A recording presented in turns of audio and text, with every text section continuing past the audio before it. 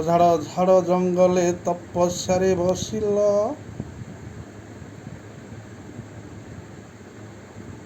ତିନି ଚକ୍ଷୁରୁ ଏକ ଚକ୍ଷୁ ପୁଣି ପାର୍ବତୀକୁ ଦାନ କଲ।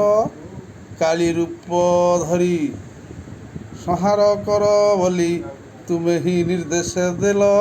ହେଲେ ଯାଇ ଘୋର ଘୋର ଜଙ୍ଗଲରେ ତପସ୍ୟାରେ ବସିଗଲ।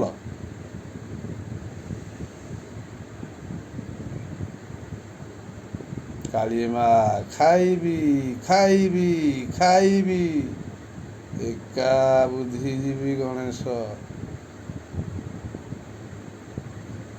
ଗଣେଶକୁ ବହୁତ ଭଲ ପାଆନ୍ତି ନା, କାହିଁକି ନା ଗଣେଶ ମାଆଙ୍କ ପାଖେ ପାଖେ ସଦାବେଳେ ରୁହନ୍ତି। କାର୍ତ୍ତିକଙ୍କୁ କେଉଁଠି ଗୋଟେ ଲୁଚେଇକି ରଖିଥିଲେ ବୋଧେ, ଆଉ କ'ଣ ଗୋଟେ ଅଭିଶାପ ପାଇଥିଲେ କାର୍ତ୍ତିକ।